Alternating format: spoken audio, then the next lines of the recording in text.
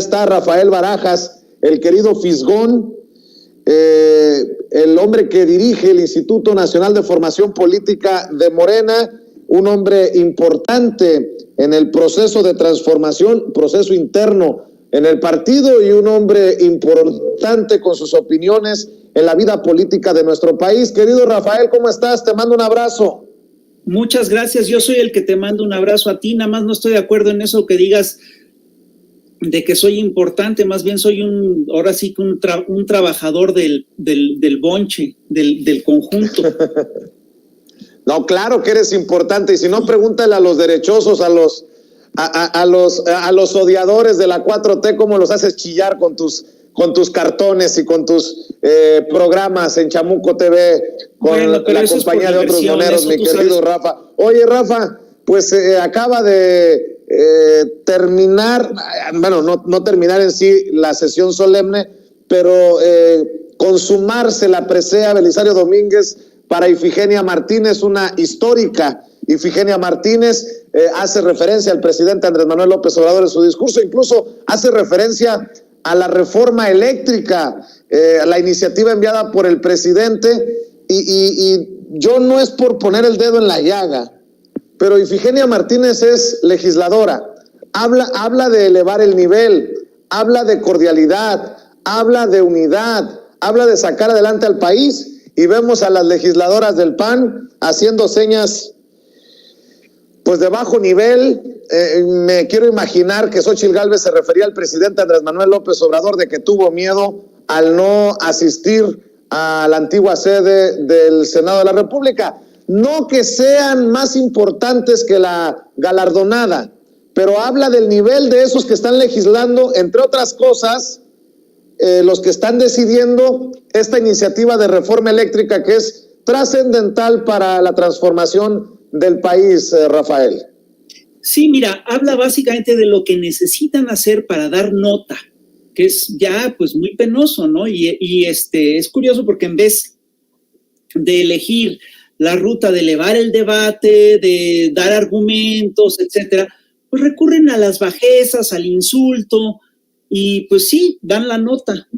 Ahora sí que me apena decirlo, pero sí dieron nota. Es decir, pero ahora sí que, como bien sabemos, eso es una mala nota. Ahora bien, yo sí creo que es fundamental que se dé un debate serio alrededor del asunto de la reforma eléctrica, de la reforma energética. Y es importante darlo además en estos tiempos. No se nos puede olvidar, como mexicanos, que durante décadas los señores neoliberales nos estuvieron construyendo unos discursos que eran totalmente ficticios alrededor de sus iniciativas y de sus propuestas. Por ejemplo, hicieron un esfuerzo enorme para convencernos de que convenía congelar los salarios. Hicieron un esfuerzo enorme para convencernos de que convenía darles todas las ventajas a los señores de las grandes empresas, que convenía no cobrarles impuestos.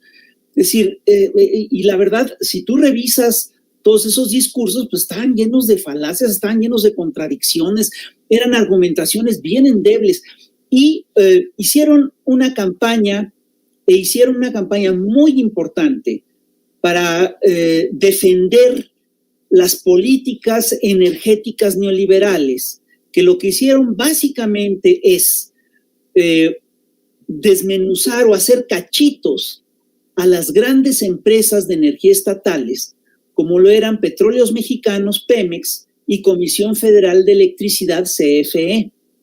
No podemos olvidar los mexicanos que en la era neoliberal, para impulsar la privatización eléctrica, nos argumentaron que el abrir el sector a la inversión privada traería más inversión en el sector, que permitiría más competencia, y que a partir de la mayor competencia las empresas se verían obligadas a ofrecer un mejor servicio, a bajar los precios y demás.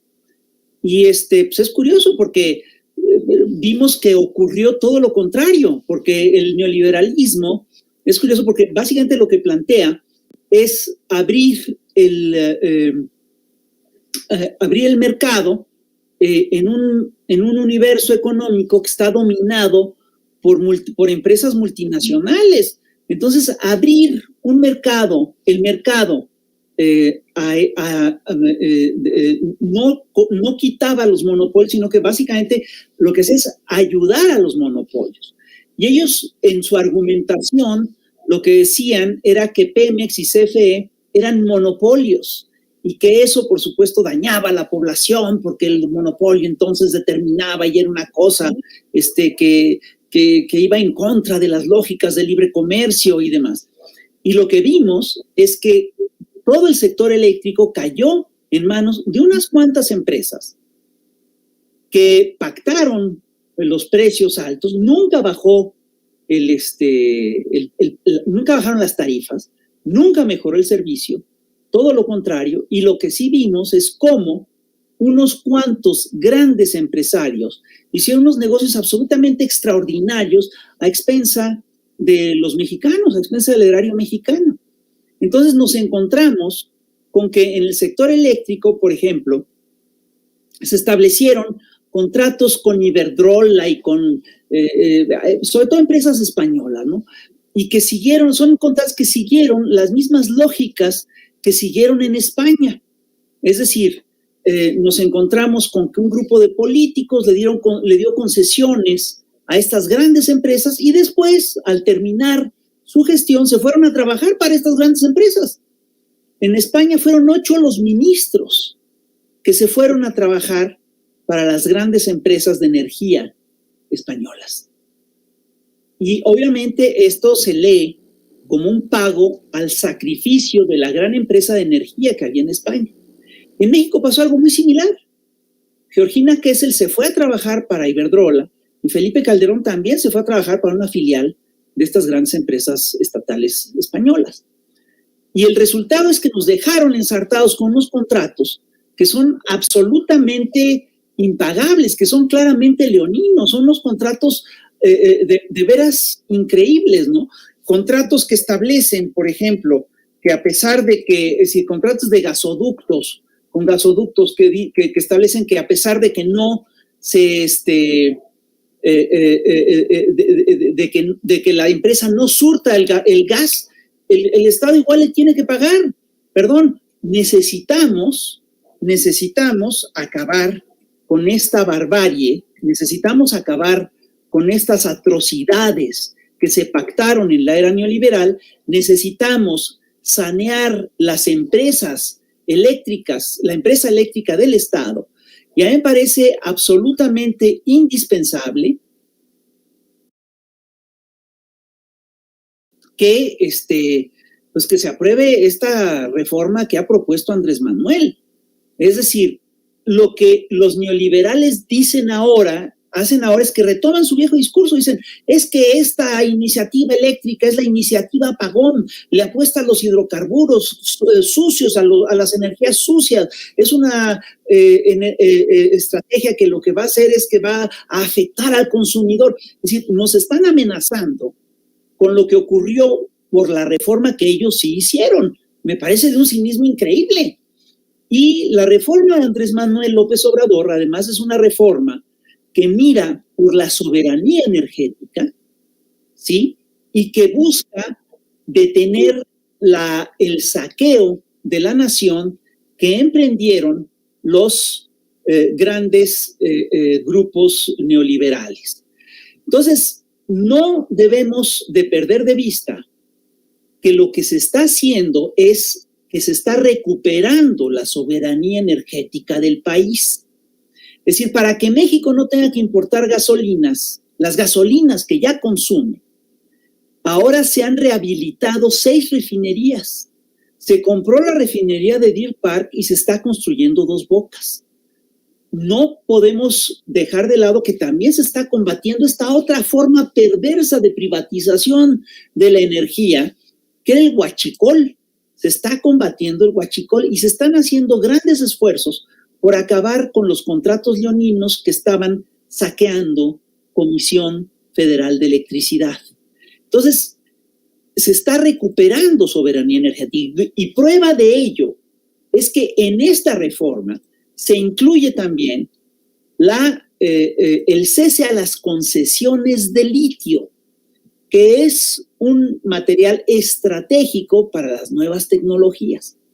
Y la verdad es que es curioso porque las grandes empresas multinacionales lo que hacían es que se iban sobre concesiones mineras o de riquezas naturales como sopilotes, pero no invertían. Entonces, yo tengo entendido que se otorgaron 8 concesiones de explotación de litio, pero de esas 8 concesiones, solo una hizo algún tipo de inversión. Las demás básicamente no hicieron nada, especularon con el litio, especularon con los contratos. Entonces, lo que está planteando el observador es que, bueno, salvo esa empresa que sí hizo alguna inversión, las demás concesiones no se van, no pueden valer. Tiene toda la razón. Y el litio es, sin lugar a dudas, un material extraordinario, un material muy importante. Y es muy importante que los mexicanos tengamos control sobre el litio. Contra lo que dicen los economistas neoliberales, el que los países recuperen el control sobre su soberanía energética favorece a las naciones, permite, entre otras cosas, consolidar los estados nacionales, defenderlos de la voracidad de las multinacionales. No podemos olvidar que a principios de este año, en Texas, que es uno de los estados de la Unión Americana que liberaron totalmente su sector energético, en Texas hubo una nevada y eso puso en riesgo todo el suministro de energía en Texas y en el norte de México. Ese dato no lo debemos de olvidar nunca. Y fue gracias a Comisión Federal de Electricidad que se reanudó muy pronto el servicio en los estados norteños. Y tampoco debemos olvidar, es más, tenemos que tener muy presente lo que está ocurriendo ahorita en España, donde esas empresas, que son las que están defendiendo los señores del PAN, que fueron sus grandes socios, sus grandes aliados, ¿sí?, hicieron grandes especulaciones con con los procesos eléctricos y ahorita han llevado a España a un nivel histórico de tarifazos. Es decir, los españoles hoy tienen que pagar tarifas históricas por la luz, cosa que no está ocurriendo en México. Hace apenas unos días, la luz en España subió de golpe 25%, imagínate. Y eso es a eso quieren que vayamos los señores del Partido Acción Nacional. Y por supuesto que la aprobación de la reforma energética que plantea Andrés Manuel López Obrador tiene obstáculos en el camino. Se necesitan el bloque del partido en el gobierno, que está conformado por Morena, el Partido Verde, el PT, tiene la mayoría del Congreso, pero para aprobar esa reforma se necesitan 33 votos más. Y esto, por supuesto, implica que se va a tener que negociar, que se va a tener que llegar a acuerdos con los partidos, con el bloque de la oposición. Y lo que es muy interesante es ver cómo el Partido Revolucionario Institucional pues está jugando, como siempre, como lo ha hecho durante mucho tiempo, a ser el partido bisagra. Y yo sí calculo que va a tratar de vender su amor al mejor postor. Va a tratar de sacarle lo más posible a esta negociación. Sin embargo, yo sí creo que están metidos en un atolladero muy serio, porque en esta elección pasada, el PRI fue en alianza con el PRD y con el Partido Acción Nacional. Y si revisamos cómo le fue al PRI en esa alianza, vamos a ver que le fue muy mal. El PRI perdió prácticamente todos los estados en los que gobernaba. Aquí, y sí le ayudó al Partido Acción Nacional a ganar alcaldías en la Ciudad de México y a conservar sus gobernaturas. Pero yo sí creo que ahorita los miembros del Partido Revolucionario Institucional tienen que revisar cuál va a ser su actuación en los próximos meses. Ya no estamos en las lógicas neoliberales, ya no estamos bajo el régimen de Vicente Fox, que tuvo que negociar con el PRI para negociar para lograr su supervivencia. Sin lugar a dudas, la situación actual es muy, muy distinta. Entonces, pues vamos a ver qué ocurre en las próximas semanas, en los próximos meses. Yo tengo la impresión de que el PRI, es decir, si yo fuera, bueno, yo nunca iba a decir una barbaridad, no quise decir eso, pero yo sí creo que el PRI va a tener que revisar cuál es su postura ante la reforma energética. Y aquí lo dejaría, perdón. Oye, Rafa, ¿y en casa cómo están las cosas? Porque mientras muchos podemos incluso pensar en el desmoronamiento de la alianza de Claudio X González, el PRI-PAN-RD, ¿cómo va el proceso interno en Morena que no está ajeno a jaloneos, a coscorrones y a piquete de ojo? Pues mira, así está. Es decir, el Movimiento de Regeneración Nacional es un movimiento plural, es un movimiento en el que hay democracia y por lo tanto hay diversos grupos, diversas corrientes, diversas formas de pensamiento. Es decir, incluso está prohibido por estatuto hacer grupos políticos adentro de Morena. Esto fue siguiendo, es decir, atendiendo a lo que pasó en el PRD, ¿no? Y sin embargo, pues es un hecho que, pues obviamente hay jaloneos, hay estirones y demás. Sin embargo, yo estoy convencido de que el Movimiento de Regeneración Nacional va a salir adelante y va a salir adelante fortalecido. Yo creo que tenemos que apostarle a la legalidad, a la democracia interna y tenemos también que apostarle al diálogo y a la construcción de consensos. Tenemos que buscar hacer política. No se nos olvide, Vicente, que el Movimiento de Regeneración Nacional, Morena, es un fenómeno político totalmente atípico. Es un freak. Morena se constituyó como asociación civil en noviembre del 2012, obtuvo su registro como partido político el 9 de julio del 2014 y ganó las elecciones presidenciales en 2018 y hace unas semanas, o hace un poco más de un mes, el 6 de junio pasado, ganó 11 de las 15 gobernaturas en juego, más la mayoría en la Cámara de Diputados y en las cámaras locales. Si nosotros comparáramos el crecimiento de Morena con el crecimiento de un niño, yo te diría, bueno, es un niño de 9 años que tiene 8 metros de altura. Es decir, esto quiere decir que sí tiene problemas de crecimiento. Porque además una de las cosas que ocurrieron cuando Morena ganó la presidencia de la República es que sus principales cuadros se fueron al gobierno. Entre otras cosas, su dirigente histórico, Andrés Manuel López Obrador, pues llegó a la presidencia de la República. Y al mismo tiempo, muchos de sus grandes, digamos, de sus operadores más eficaces, de sus teóricos más brillantes, de sus políticos más prominentes, se fueron al gobierno. Entonces, sí, tenemos, Morena tiene que hacerse, primero que entender cuáles son sus fortalezas y cuáles son sus fragilidades. Y tiene que buscar una salida lógica y consensada a este proceso. Las fortalezas son enormes y las debilidades también son muy serias, ¿no? Entre las fortalezas, lo que tenemos es que, bueno, tenemos el Ejecutivo, gobernamos la Cámara Alta y la Cámara Baja, tenemos la mayoría de las gobernaturas. Sin embargo, tenemos que entender que tener todo esto no es tener el poder.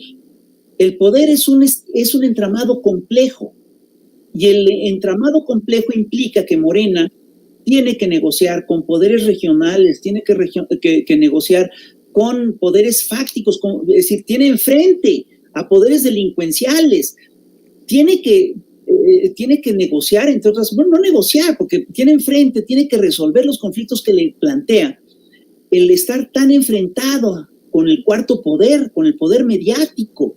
Y por supuesto, oye, Rafa, el más fuerte de los poderes fácticos es el del dinero, perdón. Oye, Rafa, déjame preguntarte, ¿hay peligro de ruptura?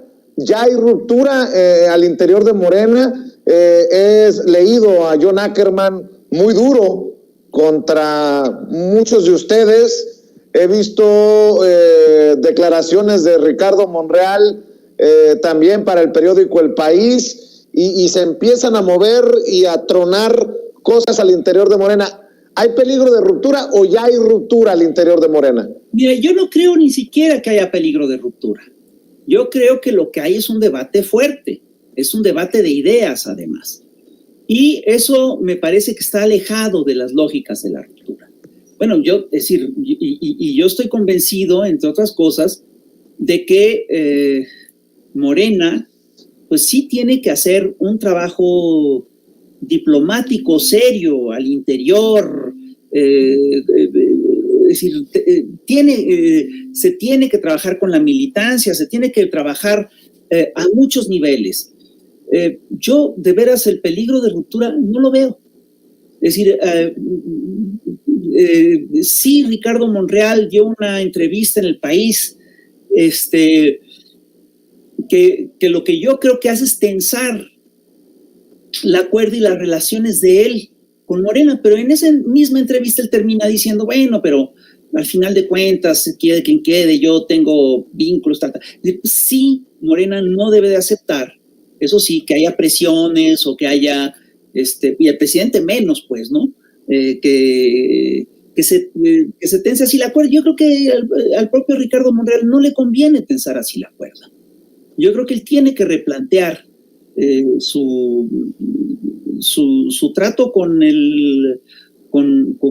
la Cuarta Transformación, y lo mismo creo que le ocurre a compañeros como Ackerman, ¿no? Es decir, que por supuesto que en cuanto una de las cosas que se tienen que hacer es que se tiene que abrir la afiliación al grueso de la ciudadanía. Es decir, Morena tiene un problema otra vez de ricos. No es el problema que tiene el Partido de Acción Nacional o el PRI, que se están desfondando en su militancia. Al contrario, el problema que tiene Morena es que la perspectiva que hay es que si abre la afiliación, pues se quieran afiliar millones de mexicanos, ¿no? Y aquí el problema, por supuesto, para el Instituto de Formación Política es cómo darle formación a toda la gente que se quiere meter a Morena, que se quiere afiliar a Morena. Es decir, necesitamos darle formación política a todo ese sector. Y eso es lo Pero que no hay pleitos irreconciliables todavía, porque veo que algunos ya están haciendo fila para apoyar a Monreal, otros están apoyando a Ebrard, otros se han decantado ya por Claudia Sheinbaum. A lo mejor no lo dicen públicamente, otros sí, como Guadiana, por Ricardo Monreal, pero de que hay movimiento al interior del partido ya viendo al 2024, eso resultaría peligroso en momentos en que hay que hacer fuerte al partido, no debilitarlo con divisiones futuristas, diría Claudia Sheinbaum. Estoy totalmente de acuerdo contigo y con Claudia Sheinbaum. A mí me parece que todos esos tironeos pues son es decir, están fuera del lugar. Es decir, estamos en el tercer año del gobierno de López Obrador. Y lo que hay que hacer es fortalecer el proceso de transformación. Y vienen tareas que son realmente muy importantes. Y yo sí estoy convencido de que tenemos que unificarnos para sacar adelante esas tareas. Las tareas son muy claras. La primera tarea es que estamos obligados a defender los triunfos electorales. Y esto implica, entre otras cosas, hacer gobiernos eficientes. Y por eso tenemos el mandato ético de hacer gobiernos honestos y capaces. Tenemos que darle formación a toda la gente que está llegando a gobierno. Luego, tenemos que ganar la votación para la renovación del mandato. Es decir, ¿cómo pueden estar pensando en el 24 cuando tenemos en el 2022 ya una tarea muy, muy importante? Tenemos además elecciones en el 2022 en 6 estados. Va a haber elecciones en 6 estados de la República, y en muchas de esas entidades el Movimiento de Regeneración Nacional tiene fuertes posibilidades de triunfo. Sin embargo, sabemos que los partidarios del viejo régimen y los aparatos de poder regionales y el poder del dinero va a hacer todo lo que está en sus manos para mantenerse en el poder. Y la última tarea que es fundamental, y que yo sí creo que la última tarea que es fundamental es hacer una transición sexenal ordenada. Y en este sentido, pues todos los que se adelantan y se están anticipando a la sucesión, pues están cometiendo un error muy grave. Sí.